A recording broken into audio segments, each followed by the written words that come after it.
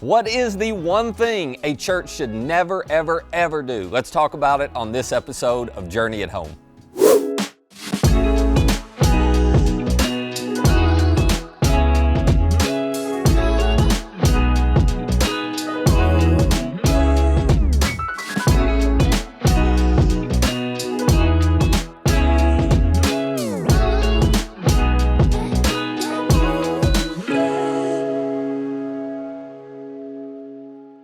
Hey everybody, thanks so much for tuning in. If it is your first time, I hope it's going to be the first of many times with us.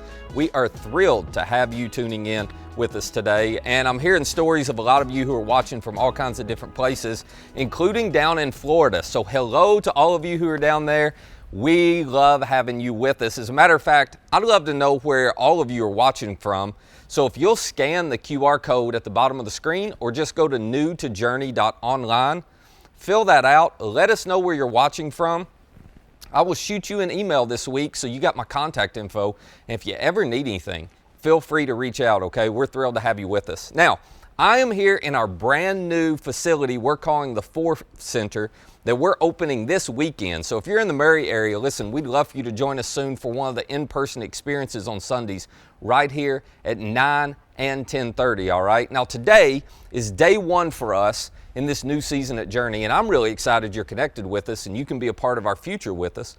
But before we look forward, I want to take you back 16 years to when 7 of us, 3 of us were 30 years old, 4 of us were 19 years old, none of us knew what we were doing, but 7 of us decided that God wanted us to start a church in Murray.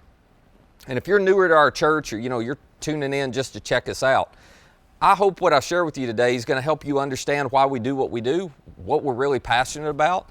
And if you're not a Christian or you don't consider yourself a church person anymore, I think this is going to give you some real insight into why you matter so much to us and why we do everything we do, including building this facility and why we do Journey at Home. We do it all with you in mind.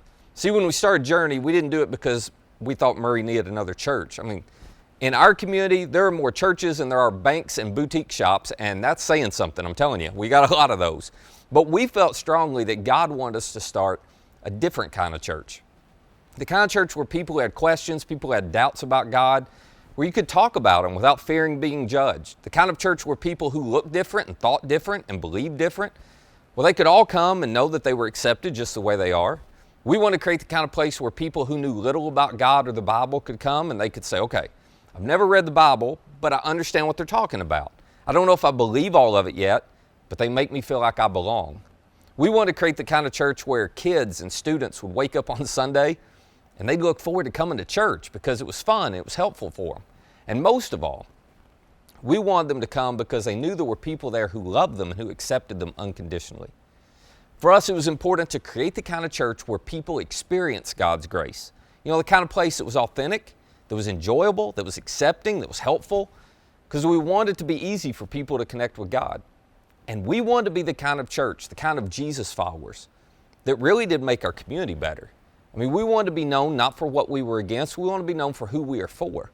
We want to be known for things like selfless service and no strings attached generosity, because those are the kind of things our Savior was known for.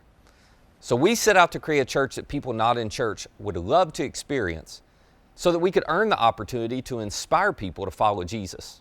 Now, that's a daunting task. It felt really daunting because in my life, I'd been in hundreds of churches literally, and it was really hard to find one that church people love to experience, much less people not in church. A lot of folks were just going through the motions. What I saw in churches were a lot of people who, they wore the label Christian, but then they just checked the box, I went to church. And yet it wasn't making a difference in their lives. Their lives didn't seem to be better. They weren't becoming more loving or more patient or more kind. Matter of fact, and I don't mean to be harsh, but a lot of them seem miserable or mean. So we knew the only way to be a church that people not in church would love to experience is we had to become a group of Jesus followers that genuinely loved and lived like Jesus. We had to be a movement of people who put others before ourselves and who didn't just talk about loving one another like Jesus loves us. We actually had to demonstrate it. Well, I'm going to be honest with you, that is not easy. And the reason it's not easy is because the gravitational pull of any church and the gravitational pull of any human is to focus inward, isn't it? It's to prioritize yourself and your needs above everybody else. It's to set a bar where, you're part of the club, but nobody else can get in now. And that's actually been the Achilles heel of the church for centuries. It's one of the reasons the church is so irrelevant and disrespected in our culture today, I think. But it is not a new problem, as I said. This popped up about 15 minutes after Jesus left the earth, and Christians have been fighting this attitude ever since. Matter of fact, this created so much tension in the first 15 years after Jesus had left the earth that those first century followers of Jesus eventually had to hold a meeting to deal with it. Let me give you a little bit of the backstory. So in the early years of the church, most Jesus followers were Jewish. That is, until a man came along that you probably heard of named Paul, and he changed everything. Paul was a Jewish religious leader who started out persecuting these Jesus followers. He was obsessed with crushing this early church because he thought it was a threat to Judaism, until Paul saw Jesus with his own eyes, realized that Jesus' resurrection was true, which then meant, okay, everything Jesus had said was true. So Paul did a radical transformation. He went from killing Christians to becoming one and starting churches. But Paul didn't just tell his other Jewish friends about Jesus' death and resurrection. He did what was unthinkable at the time.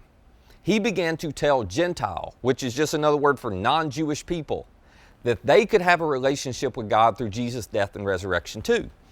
And so these Gentile people, they had grown up not in Judaism, they had grown up in pagan religions where they believed there were a lot of gods, but none of the gods really cared about them at all.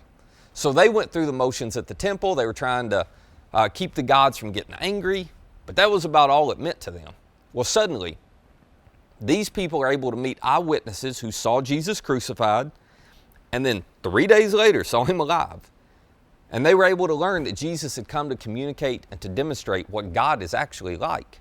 And so they start to discover that God was nothing like their quote-unquote gods. God was offering them forgiveness. He was inviting them into a personal relationship with him. Well, you can imagine how exciting that was. So these Gentiles, they began following Jesus by the thousands. And Paul, along with his traveling partner, his teammate Barnabas, they're so excited to see it, right? They're going around telling all these Gentile people. But the Jewish Jesus followers, well, they're not so happy. After all, they have spent their entire life in a religious system that taught them they were superior to Gentiles and that they're the only ones who can have a relationship with God. And now you got these Gentiles trying to flood into the church. I mean, they weren't going to have it. So basically, these Jewish Jesus followers say, nope, nope, nope, it's not that easy. You can't have a relationship with God. Unless, yeah, you got to believe in Jesus, but you also have to become a Jew. You got to follow all of our laws. Well, when word gets out about this, Paul, he is ticked because he knew Jesus didn't teach that. Jesus said anybody and everybody's invited into God's family. So it creates so much tension between all the people within the early church. They all end up in Jerusalem and they debate this out in front of guys like Peter and Andrew and Matthew and John and James, the people who'd been closest to Jesus. Some of those Jewish leaders that knew exactly what Jesus had taught. So imagine this meeting. You have Jewish Jesus followers who are on one side. You got Paul and his team who are on the other. And there's a guy named Luke who was there because he was part of Paul's team. And he writes for us in the account of the early church that we call Acts. In Acts 15, he tells us exactly what happened in this meeting. Here's what Luke wrote. He said, all right, after much discussion, nice way of saying a lot of fighting and debating, Peter, everybody knew Peter, right? Peter got up and he addressed them. Yeah, this is the same Peter who'd been with Jesus for 3 years. Peter's got a lot of influence, as you could imagine. People want to know what he thinks. And so Peter stands up in this meeting and he says, brothers, you know that some time ago, God made a choice among you that the Gentiles would hear from my lips a message of the gospel and they would believe. Now, what he's referring to is something that happened just about a year before. Peter had been on the side of, hey, I'm staying with Jews, I'm not hanging out with Gentiles. That had been his mindset. But God had shown up to Peter in a dream and he had said, Peter, you're wrong, all that's done. I want you to go to the home of a Gentile named Cornelius and I want you to tell him about me and my resurrection. And so Peter, I might add very reluctantly at first, does it. And then he's amazed when all of Cornelius' family becomes Jesus followers. So Peter's in this meeting now a year later going, guys, I get where you're coming from, but we can't keep thinking about ourselves first. These non-Jewish people, they can follow Jesus too. We've all seen God accept them. They don't have to become Jewish to please God. And then Peter says something that I don't want any of us to miss. If you have ever felt like you're not good enough for God to love you, if you have ever wondered if God could forgive you, if you've been taught that you need to clean up your life before God's ever going to accept you, I just want you to listen to this. Peter says to him, no, we believe it is through the grace of our Lord Jesus that we are saved, just as they are. Now, do you know what grace is? Grace is the unearned, undeserved, unexpected favor and goodness of God. Grace is when you're given a gift you don't deserve and you shouldn't get. And Peter knew all about grace. This is the same Peter who had denied 3 times that he knew Jesus right before Jesus gets crucified. This is a Peter that abandoned his closest friend. But after the resurrection, what happens? Jesus comes to Peter and he does not condemn him. He forgives him. And then he says, Peter, I got a plan for you. I want you to play a real big role in this new movement that I'm starting. That's what grace looks like. And Peter had experienced it in a way that was so personal, it changed him forever. So now Peter's standing in this debate, right? And he's going, okay, all you Jews think we ought to make everybody be a Jew before they're part of the church because you don't really think they're good enough. Peter says, well, none of us are good enough, you know? If God accepted me after what I did, if he accepted Cornelius, well, he'll accept anybody who puts their trust in what Jesus has done for them. And then Luke tells us that once Peter has said this, the room falls completely silent. A few minutes later, James, the brother of Jesus, stands up in the meeting.